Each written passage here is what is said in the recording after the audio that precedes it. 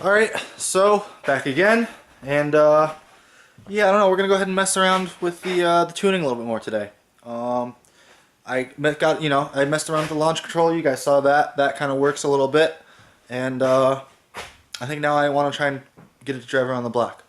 So that's what we're gonna go ahead and do today. Give you guys kind of a good view of the old laptop here. Excuse the dustiness.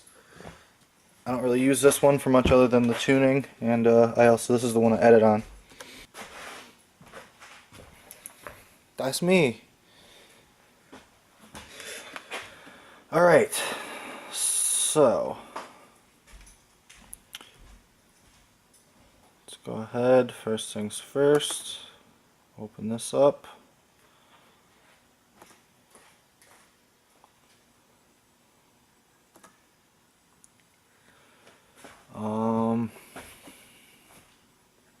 Alright, so right now there's that whole launch control thing in there. We're gonna just start fresh here.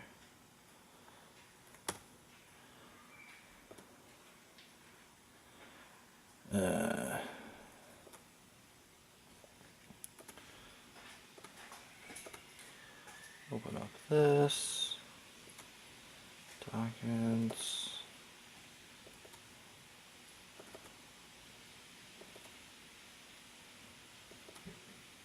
So that's, I don't know if you guys can see any of that, but that's how I'd go through and locate setting up this tune for my particular car. I realize I probably should have put that full screen.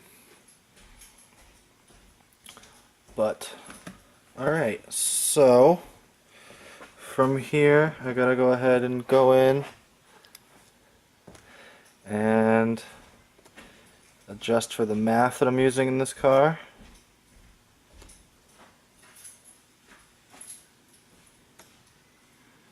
Which is as easy as that.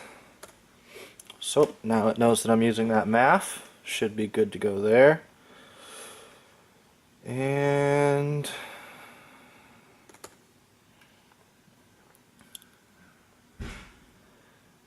I think I want to go ahead and turn the timing down up at the top end, because I know the SR20 has more aggressive bass timing, I believe. You can see how it's 15. I'm pretty sure the GA16 is like 10. I think I just want to turn down the entire timing map by a little bit. So to do that, I think I mentioned this in my previous video. I'm going to go ahead and highlight the entire table here. Click percent change. These values, everything is currently at 100%. So if I wanted it to go up, I would do plus, say I wanted to go up 5%, I would do plus 105. And I want it to go down in my case, so I'm going to do I'm going to do 97. So it's going to go down the 3%. So plus 97, and you notice this corner is at 15, that one's up at 26. It's now at 14 and 25. So I'm going to go ahead and turn that down a little bit more even. Percent change plus, do 95, and there, it's at 13. That's still a little bit higher than what my timing is from the factory, but I don't know, we're gonna go ahead and send it, I guess, and see what happens there. I think I'm also gonna come in here and in the fuel map,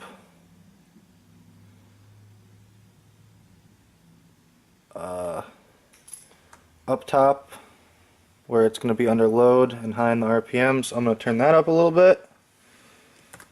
Plus 15%, and I don't know, we'll see what happens. And I'm also going to come down here and set a much lower rev limit. Go ahead and apply that at 69. It's where the factory GA limit is, I believe.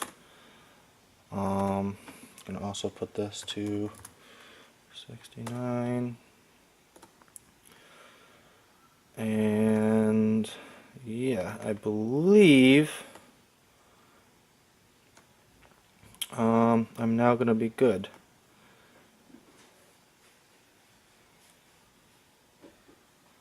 I think I'm also gonna come in here and turn off knock analysis because I don't have that.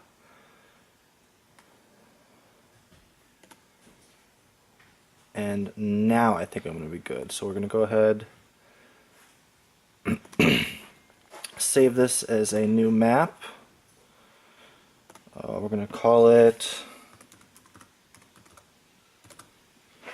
that, so I don't lose track of it because I'm really disorganized in there. And then I can go ahead and close this. And now we're going to open this, which is a hex editor. I need to then go ahead,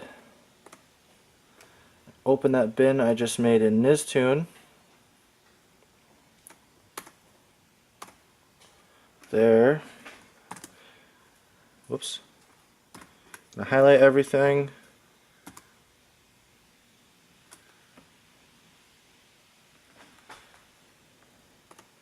Copy everything, go to the end. Paste it, thus doubling the bin, and then go ahead and save it. So now that turned that little bin that I just made, or the tune or whatever, it went from a 32-bit or gigabytes or something to a 64.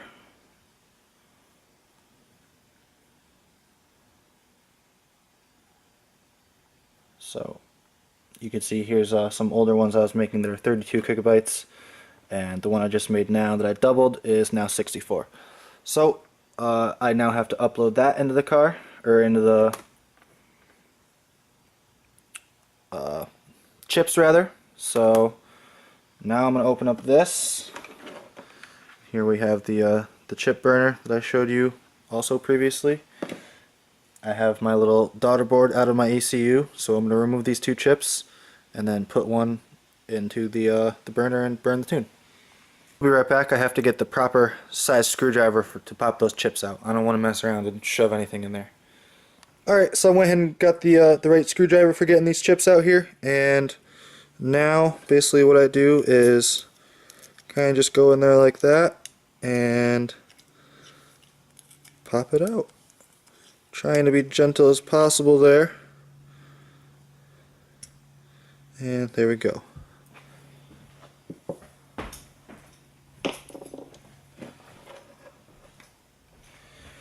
Alright, now that the chip is out of the board, pop it in this thing, making sure I got it lined up the right way. Lock that down, that seats the chip in there properly. And then we're going to go in here, try and zoom in on this a little bit better.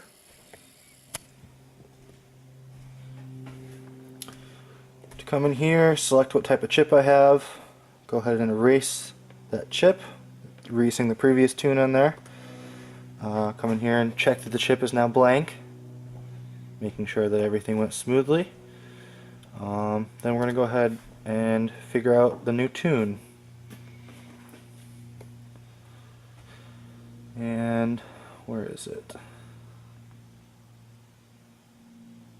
Oh, here we are. Test drive one we just made. And we're gonna program that on the new chip.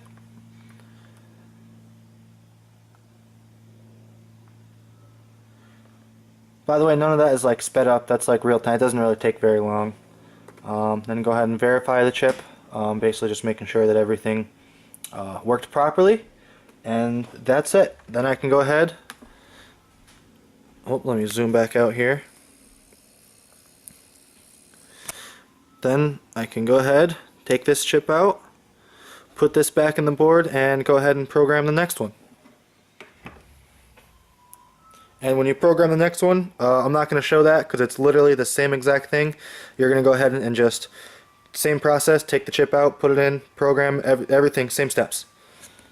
Alright, so I went ahead and finished burning my tune onto the chips. Got them back in the board, and the board socketed back into the ECU. So let's go ahead and give this a try.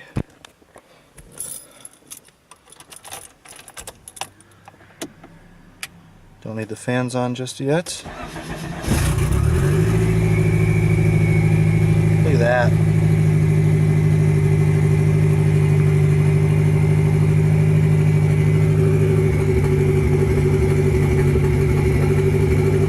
It's definitely stumbling a bit. I don't know if it comes through on camera.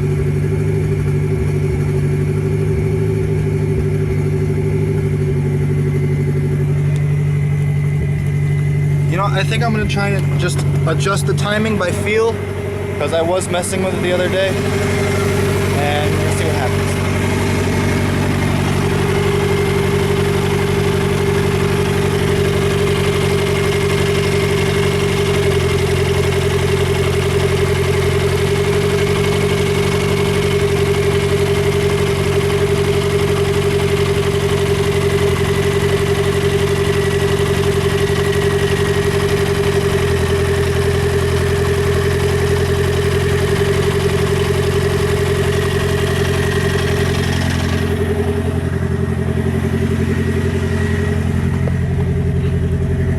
Bumped the idle down just a tad, but I don't know, it also could be running messed up because of the whole that thing in there and the math that I have. I don't know if it's really the right math, so who really knows. But yeah, I don't know, I'm gonna sit here and let it warm up a little bit more and then try and drive it. Alright, so I was gonna try to get out of the neighborhood to show you guys how it runs, but you can see there's an asphalt truck there, and right there is about a 6-inch drop, and while my car isn't that low, I'm not going to risk getting stuck, so I can't really drive it that far, but I'll try and do a little second gear, little pull coming up the road back up to my house. So yeah.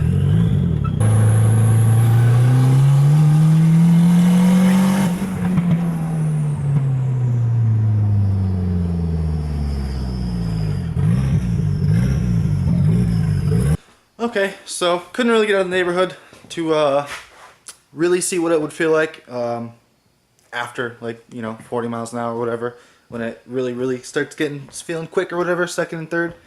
But I don't know, I guess that dives a little bit more into the whole tuning thing that I'm messing around with, and I don't know, I hope it was kind of interesting. But that's gonna do it for this one, and yeah, make sure you guys stay tuned and go ahead and subscribe if you haven't already. So, see you guys later.